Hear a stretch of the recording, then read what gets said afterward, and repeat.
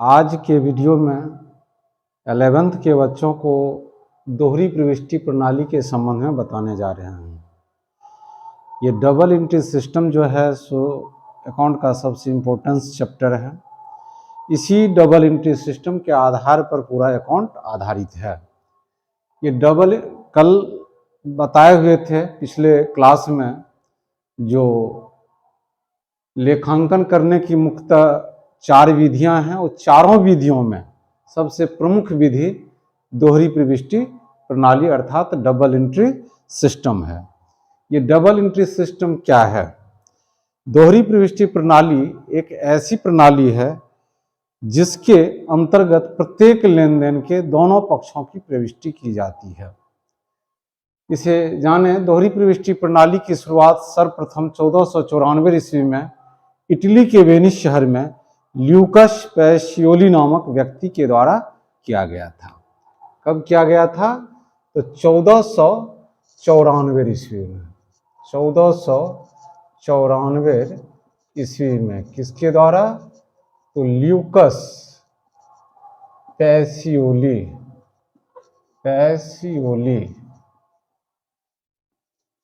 नामक व्यक्ति के द्वारा किया गया था, इटली के वेनिस शहर में। कहाँ पे? तो इटली के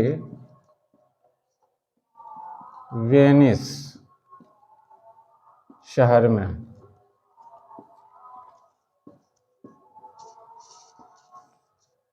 दोहरी प्रविष्टि प्रणाली की शुरुआत सर्वप्रथम 1494 ईस्वी में इटली के वेनिस शहर में ल्यूकस पैसियोली नामक व्यक्ति के द्वारा किया गया था। इस दोहरी प्रविष्टि प्रणाली के अंतर्गत व्यावसायिक कोई भी लेन देन होगा तो उसका 2 पक्ष होता है। एक पक्ष कुछ वस्तु या धन देता है तो दूसरा पक्ष उसे पाता है। एक पक्ष को लाभ होता है तो दूसरे पक्ष को हानि होती है। इस प्रकार हम कह सकते हैं कि दोहरी प्रविष्टि प्रणाली के अंतर्गत प्रत्येक लेन देन के 2 पक्ष होते हैं। कितने? 2 पक्ष होते हैं। उन दोनों पक्षों को कुछ निश्चित नियमों के आधार पर, दोहरी प्रविष्टि प्रणाली कुछ खास नियम और सिद्धांत है, उस नियमों के आधार पर एक पक्ष को डेबिट तथा दूसरे पक्ष को क्रेडिट किया जाता है। इसी दोहरी प्रविष्टि प्रणाली के अंतर्गत डेबिट और क्रेडिट शब्द का उपयोग किया जाता है। मुख्य रूप से एक पक्ष को डेबिट किया जाता है तो दूसरे पक्ष को क्या किया जाता है? क्रेडिट। किसके अंतर्गत? तो दोहरी प्रविष्टि प्रणाली के अंतर्गत। अब ये दोहरी प्रविष्टि प्रणाली को हम परिभाषा रूप में कह सकते हैं, जो दोहरी प्रविष्टि प्रणाली लेखांकन की एक ऐसी प्रणाली है जिसके अंतर्गत व्यवसाय के प्रत्येक लेन देन के दोनों पक्षों को कुछ निश्चित नियमों के आधार पर एक पक्ष को डेबिट तथा दूसरे पक्ष को क्रेडिट किया जाता है। उसे ही हम क्या कहेंगे? दोहरी प्रविष्टि प्रणाली कहेंगे। J.R. बार्टलीबाय ने इसे इस प्रकार परिभाषित किया है, जो पुस्तपालन की वह प्रणाली जिसके अंतर्गत व्यक्तिगत तथा अव्यक्तिगत खाते होते हैं। इस प्रकार हम कह सकते हैं कि दोहरी प्रविष्टि प्रणाली में प्रत्येक नाम के लिए जमा और प्रत्येक जमा के लिए नाम का होना आवश्यक है। दोहरी प्रविष्टि प्रणाली की यदि बात करेंगे तो उसमें बिना डेबिट का क्रेडिट नहीं और बिना क्रेडिट का डेबिट नहीं हो सकता है। सिंगल एंट्री सिस्टम है तो उसमें एक ही पक्ष की भी जिक्र की जा सकती है, लेकिन दोहरी प्रविष्टि प्रणाली में सिर्फ एक पक्ष की जिक्र नहीं की जा सकती है, उनके दोनों पक्षों की निश्चित रूप से जिक्र करना ही होगा, डेबिट और क्रेडिट। अब दोहरी प्रविष्टि प्रणाली के अंतर्गत ये डेबिट और क्रेडिट क्या है, जो पिछले क्लास में भी बताया गया था। डेबिट शब्द डेबिटम शब्द से बना है, जिसका आशय होता है ड्यू फॉर डेट, उसके लिए दे। इस डेबिट शब्द को संक्षेप में DR से सूचित किया जाता है, क्योंकि डेबिट शब्द से ही डेबिटर बना है, जिसका प्रथम अक्षर D और लास्ट अक्षर R होता है। यह DR लेखांकन का एक चिन्ह है जो डेबिट को स्पष्ट करने के लिए नाम। डेबिट क्लियर हो गया। अब दूसरा है क्रेडिट। क्रेडिट शब्द लैटिन भाषा के क्रेडर शब्द से बना है, जो जिसका आशय होता है ड्यू टू डेट, उसको दे। क्रेडिट शब्द को संक्षेप में सीआर से सूचित किया जाता है। किस चीज से? सीआर से।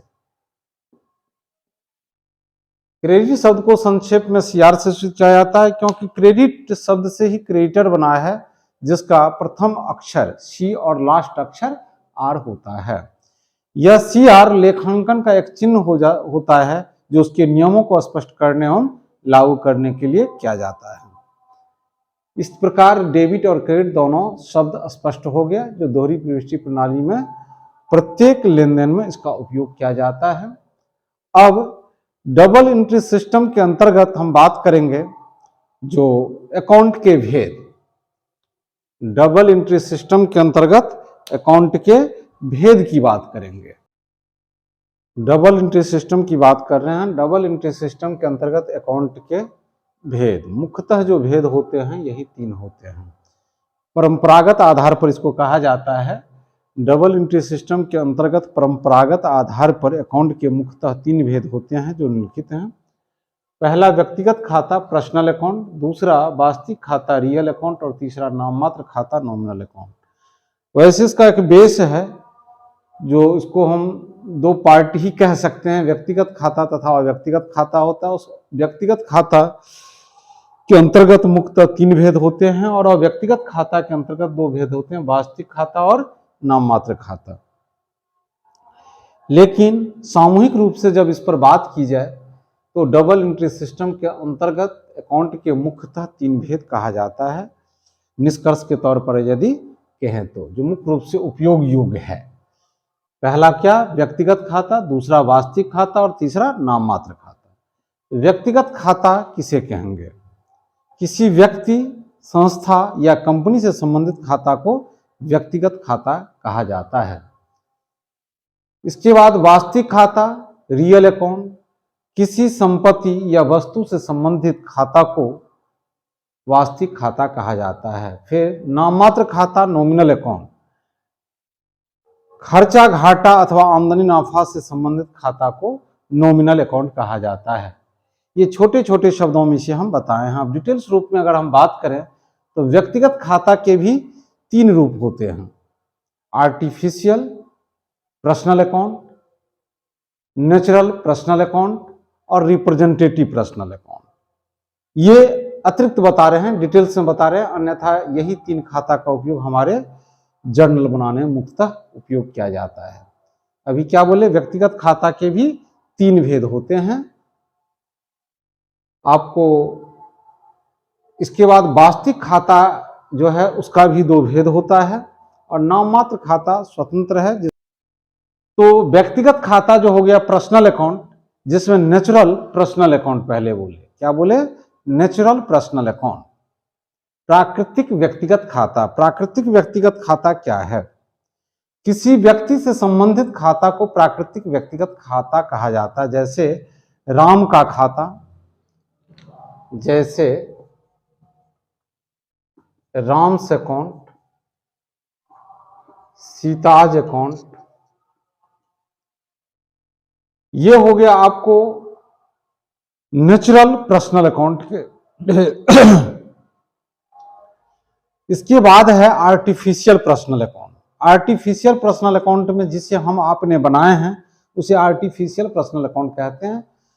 जिस तरह व्यक्ति के नामों से किसी व्यक्ति को जाना जाता है, उसी तरह कोई बैंक, कोई संस्था, कोई स्कूल, कोई कॉलेज, कोई कंपनी है, उसको अपने नामों से जाना जाता है। उसे हम मानव ही उस संस्था का निर्माण करते हैं, लेकिन वह अपने नामों से जाना जाता है, इसलिए उसे आर्टिफिशियल पर्सनल अकाउंट कहा जाता है।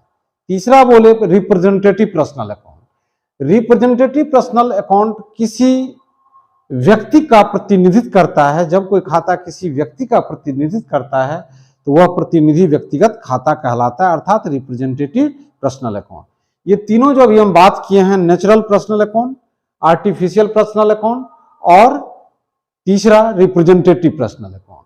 तभी राम और सीताज अकाउंट की अगर हम बात किए हैं तो ये हो गया आपका नेचुरल पर्सनल अकाउंट का। इसका भी नाम लिख देते हैं, नेचुरल पर्सनल अकाउंट। दूसरा बोले हम artificial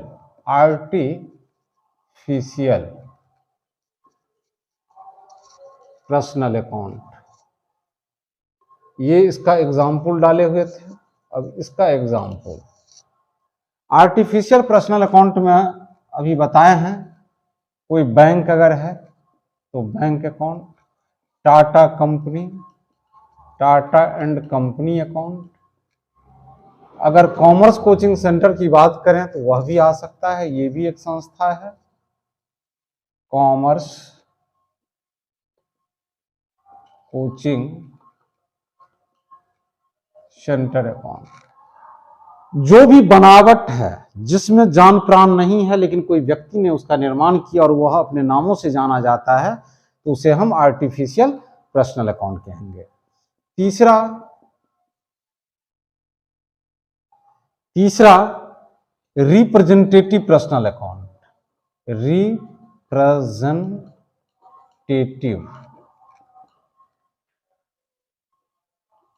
personal account.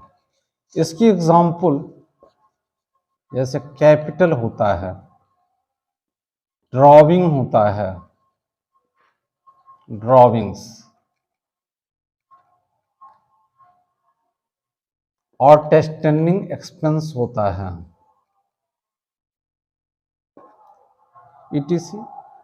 Natural personal, ये हम अभी पर्सनल अकाउंट का भेद बोले, नेचुरल जो किसी व्यक्ति से संबंध रखता है, राम सीता गीता रीता जो भी है। आर्टिफिशियल पर्सनल अकाउंट जो बनावटी खाता, कृत्रिम व्यक्तिगत खाता कहलाता है, जिसे हम आपने बनाए हैं, बैंक खाता, Tata and company, Bata and company, कोई कोचिंग, कोई संस्था जैसे कॉमर्स कोचिंग सेंटर। इसके बाद तीसरा बोले रिप्रेजेंटेटिव पर्सनल अकाउंट, जो किसी व्यक्ति को रिप्रेजेंट करता है, कोई ऐसा शब्द जो किसी व्यक्ति को प्रतिनिधित्व करता है। कैपिटल मालिक को रिप्रेजेंट करता है। ड्रॉविंग भी जब मालिक व्यवसाय से धनराशि या कोई वस्तु निकालता है तो उसके बदले ड्रॉविंग शब्द का प्रयोग करते हैं। तो यह भी रिप्रेजेंटेटिव पर्सनल का ही उदाहरण है। और टेस्टिंग एक्सपेंस, किसी से काम करवा लिए, उसका जो रुपया हम नहीं चुकाते हैं, बकाया अगर रखते हैं तो उसे ही और टेस्टिंग एक्सपेंस चीज होती है हम लोगों की। उसी तरह व्यवसाय की जो इज्जत प्रतिष्ठा होता है उसी को गुडविल कहा जाता है, जिसका मूल्य लाखों में हो सकता है और हजारों में भी हो सकता है, करोड़ों में भी हो सकता है। उनकी साख पर निर्भर करती है।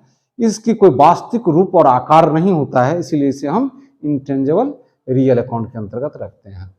तो वास्तविक खाता संपत्ति से संबंधित है। फिर देखिए, व्यक्तिगत खाता व्यक्ति, संस्था, कंपनी से संबंधित है, जो 3 रूप बताए। और वास्तविक खाता संपत्ति से संबंधित है, जो टेंजेबल और इंटेंजेबल, दृश्यगत और दृश्यगत से संबंधित है। अब तीसरा पर आ जाइए। पहला क्लियर हो गया, दूसरा क्लियर। अब तीसरी की बात कर रहे हैं, नाम मात्र खाता, नॉमिनल अकाउंट। नाम मात्र खाता क्या है? खर्चा घाटा अथवा आमदनी नाफा से संबंधित खाता को हम नॉमिनल अकाउंट, नाम मात्र खाता कहते हैं। इसकी कोई भेद नहीं किया गया है, इसकी डायरेक्ट हम एग्जाम्पल दे रहे हैं। एग्जाम्पल में salary account, wages account, rent account,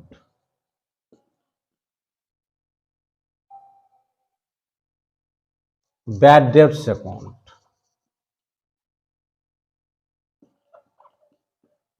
advertisement account,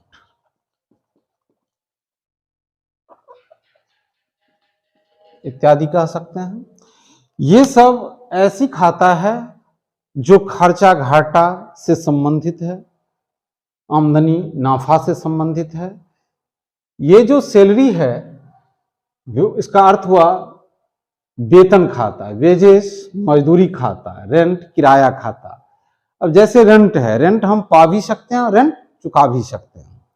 जब हम किसी को मकान किराए पर देंगे तो उससे जो किराया आएगा सो हमारे लिए आमदनी हो जाएगा। लेकिन हम यदि मकान किराया पर लिए हैं, जो व्यवसाय चलाते हैं, वह व्यवसाय चलाने के लिए यदि मकान भाड़े पे लिए हैं तो उसका भाड़ा हम चुकाते हैं।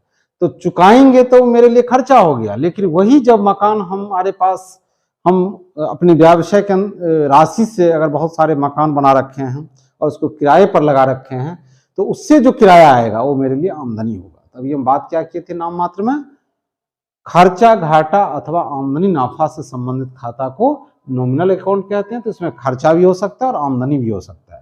तो कुछ ये रेंट जैसे आमदनी भी हो सकता है, खर्चा भी हो सकता है। बैड डेट्स, जो रुपया डूब जाता है उसे बैड डेट्स कहते हैं। घाटा हुआ एडवर्टाइजमेंट, जो हम व्यवसाय को चलाने के लिए प्रचार प्रसार करते हैं, वो एडवर्टाइजमेंट हुआ, ये खर्चे हुआ। इसके बाद एक और बात कर लें, कमीशन अकाउंट। कमीशन अकाउंट, ये कमीशन हम किसी को देते हैं तो खर्चा है, किसी से पाते हैं तो आमदनी है।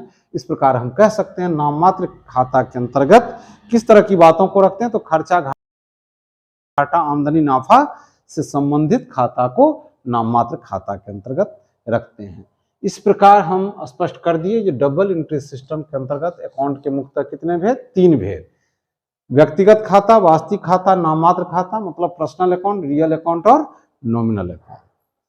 तीनों पर्सनल के 3 भेद बताए हैं, natural personal account, artificial personal account और रिप्रेजेंटेटिव पर्सनल अकाउंट। तीनों का उदाहरण भी दे दिए।